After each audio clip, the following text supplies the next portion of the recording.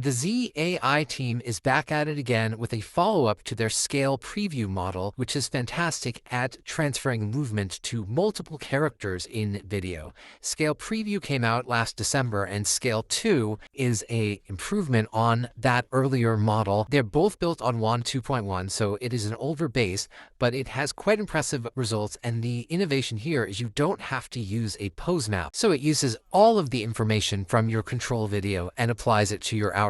The results with animated characters seem similar to SCAIL-Preview. Where I found that SCAIL-2 really shines is with people. Getting people to realistically look like they are dancing and preserve their face was really hard in SCAIL-Preview. In SCAIL-2, you still will get that degradation over time, but you'll be able to get a chunk of video where the face is just not completely painted. For avatars and talking head videos, I still recommend using LTX-2.3 over SCAIL. The mouth movements are okay, but you can see here that LTX-2.3 is a bit more believable. I am reporting good news and bad news. LTX 2.3 cannot dance.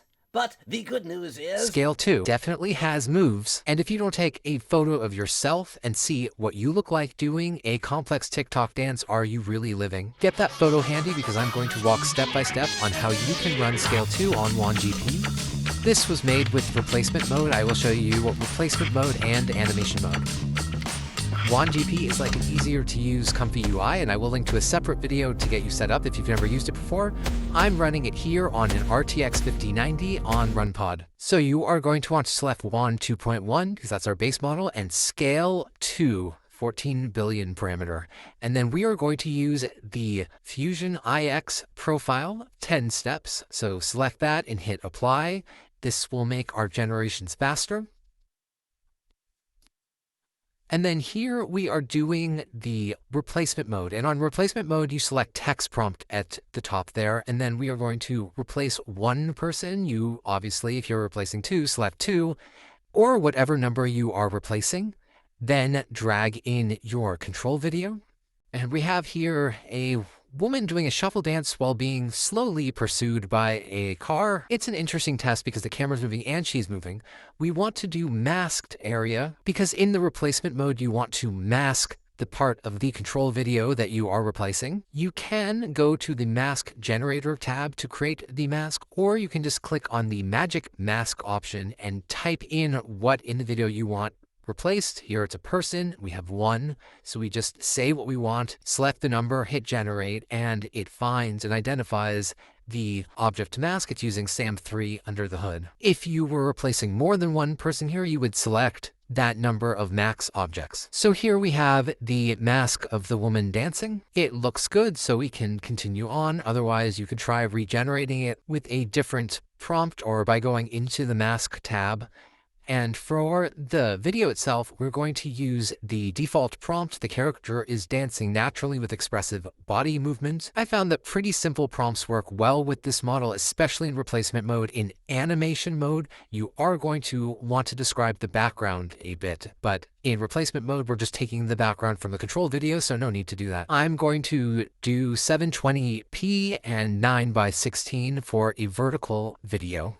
I want my output video to be around 9 seconds, and we see there it's saying 27 frames per second. That's based on the frames per second of the control video. I don't want to have to generate that many frames. It will take much longer to get our 9 seconds, and the quality degrades over time. So I'm actually going to go into the advanced section, click on the advanced mode box, and then on the 3 dots, you'll find miscellaneous. Select that.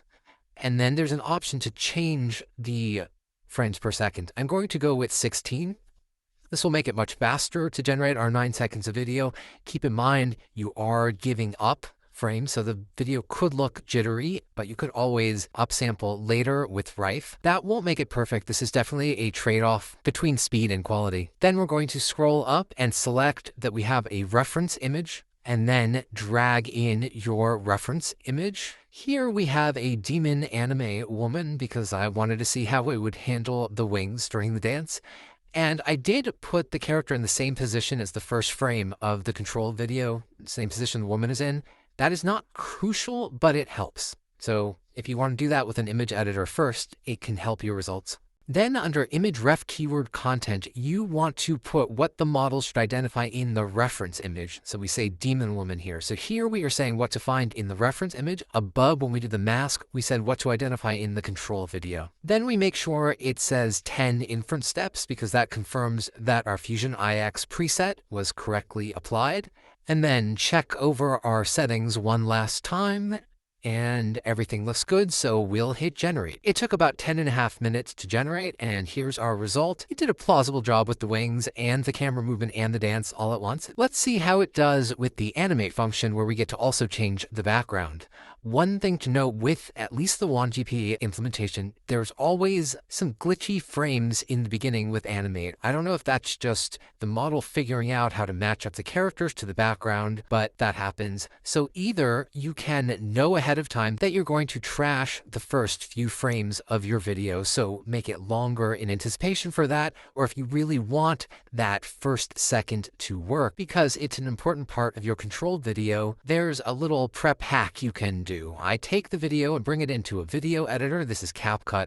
I then duplicate the first second and pad the video with that first second. So I have the first second twice at the beginning of the video, and then I reverse that first increment of the first second so that my character is exactly in the correct position by the time the real beginning of the video happens. So it sets up the model to succeed. It's basically putting the character right where it needs it so that I can generate that first part of the control video without a glitch. Now that we have our padded control video, we can go back to WAN2GP and we need to click start with an image for the animation mode. So I'm going to drag in the same image we used with the last video, but this time we actually get to retain our background. Then we are going to select animate one person instead of replace one person. Obviously, if you're animating multiple, select the correct number, and then we are going to select whole frame. You can use a masked control video, but I didn't find that it helped, so why take the time masking it? If you are trying to do a generation that is having trouble transferring the motion, it is something worth trying, but generally I found that masking the video in animation mode didn't help. So here I added my padded control video. We see that reversed part right at the beginning. In animation mode, you don't necessarily need a reference image. You can just use that start image, but I found I had better results with the reference image. So basically, you're adding the same image twice. Once as the start image, and then once again as the reference image. In this example, I found that the character's mouth kept opening and closing if I did not have the reference image, and I noticed that with a few different characters. For the prompt, I found it helpful to describe the background from the reference image. Otherwise, you might get the control video background bleeding through. So here I'm saying there are cherry blossom trees in the background. And then this is really important.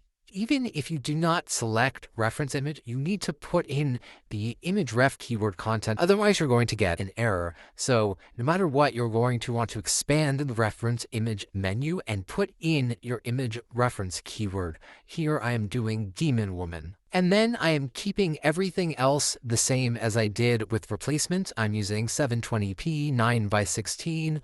149 frames, 10 inference steps, which are coming from that Fusion IX preset. I am keeping the frames per second at 16, and we're ready to generate.